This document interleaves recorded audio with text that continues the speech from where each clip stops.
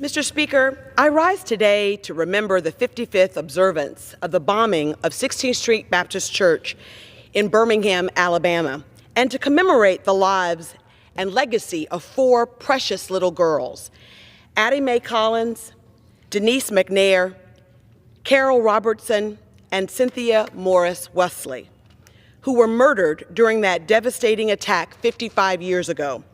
On September 15, 1963, at 10:22 a.m., the four little girls were getting dressed in the bathroom downstairs in the church, preparing to sing in the church choir.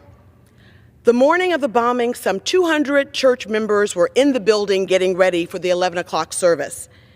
When the bomb detonated on the church east side, it caused the interior walls of the church to cave in and sent mortar and bricks flying from across the front of the church. Most of the parishioners were able to evacuate the building as it filled with smoke, but the bodies of four little girls were found beneath the rubble in the basement restroom. The bombing was a racially motivated act of terrorism, Mr. Speaker, orchestrated by four suspected members of the Ku Klux Klan. As part of the attack, the men planted 19 sticks of dynamite outside the basement of the church.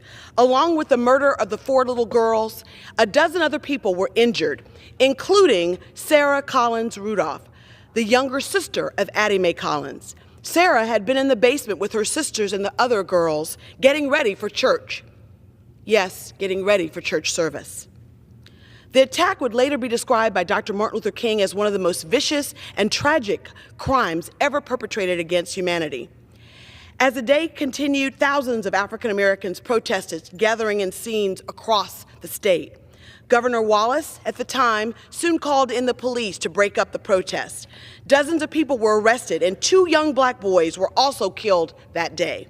Johnny Robertson, 16, and Virgil Ware, 13. Robinson was shot by a police officer, and Ware was killed by two white youths within hours of the bomb detonating. Following the attack, several people were suspected, but no one was immediately brought to justice. It wasn't until 14 years later, in 1977, when then Alabama Attorney General Bob Baxley, reopened the case, and the investigation began to make headway. Eventually, Klan leader Robert Chambliss was finally brought to trial and convicted of the murders. But it would take another 20 years before the other Klansmen accomplices were brought to justice. It was then U.S. Attorney Doug Jones who brought justice, leading to the convictions of Thomas Blanton and Bobby Cherry. The events that took place in Birmingham, Alabama on September 14, 1963 became a major catalyst for the civil rights movement. The loss of four young girls was not in vain, for you see, we got the passage of very important historic civil rights legislation because of their sacrifice. The Civil Rights Act of 1964 and the Voting Rights Act of 1965. Today, as we continue to seek justice and equality for all people, Mr. Speaker, we must appreciate just how far we've come. Every gain in the battle for civil rights has come at a high cost, paid for by those who believed in a vision and a dream bigger than themselves. In order to see results, we must continue to fight, further their legacy and their work each and every day. On a personal note, it is never lost on me that I get to walk the halls of Congress today because four little black girls lost their lives so that they can't. It is humbling and inspiring to know that my very presence in this institution was because of the personal sacrifice of others.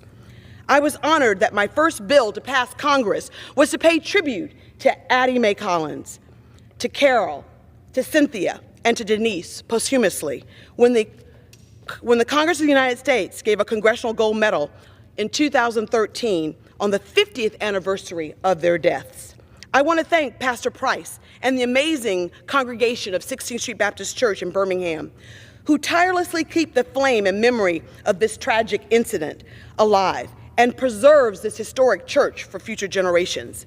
Mr. Speaker, on behalf of the 7th Congressional District and the state of Alabama, I ask my colleagues to join me in remembering the 55th observance of the 16th Street Baptist Church bombing and in honoring the life and legacy of four little girls, Addie Mae Collins, Denise McNair, Carol Robertson, and Cynthia Morris Wesley.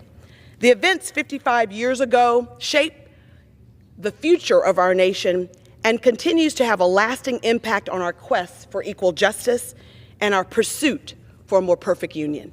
Thank you.